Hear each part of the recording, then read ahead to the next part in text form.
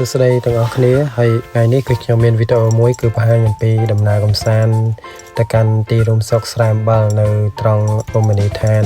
គេហៅថាឆ្នេរសហគមន៍បាទខាងបងប្អូនស្រែអំបិលក៏ស្គាល់ច្បាស់វាធ្វើដំណើរបំបែកចិត្តដល់ឆ្នេរនេសាទយើងបំបែកទៅស្ដាំដៃ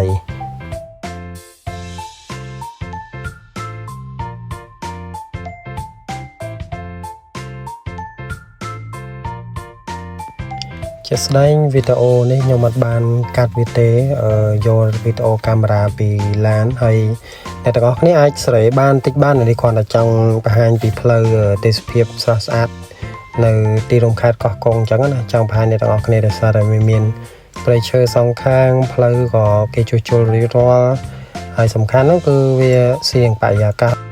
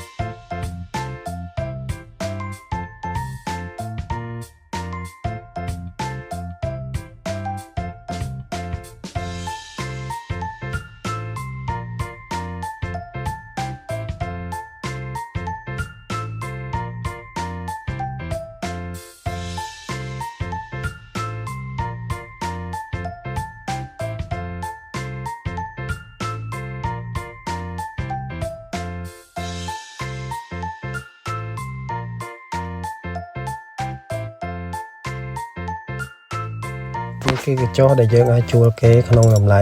25,000 រៀលនៅត្រង់ចំណុចនេះហួសឆ្នេរសហគមន៍បន្តិចគឺមានរីសតមួយដែលខ្ញុំអាចចូលទៅលេងថតរូបបានធម្មតាគួរឲ្យសោកស្ដាយដែរដែលមកលេងទីនេះចំពេលដែលទឹកញៀចបាទអត់សូវស្អាតទេទេសភាព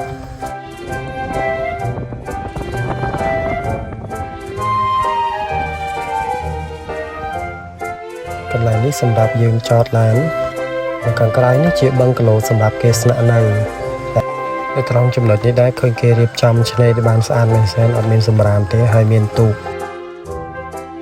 ទេសភាពស្អាតមែនទែននៅកាត់ត្រង់ចំណុចឆ្នេរហ្នឹងប៉ុន្តែខ្ញុំស្ដារដល់ទៅឆ្ងាយពេកបងប្អូនមកលេងនៅទីនេះ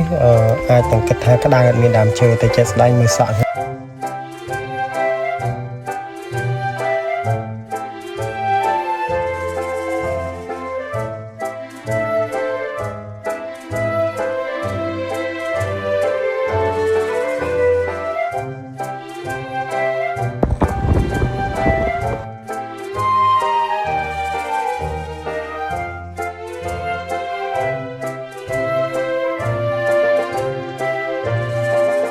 ខ្យល់ខ្លាំងមែនតែមិនមែនខ្យល់ព្យុះទេគឺខ្យល់មកពីសមុទ្រ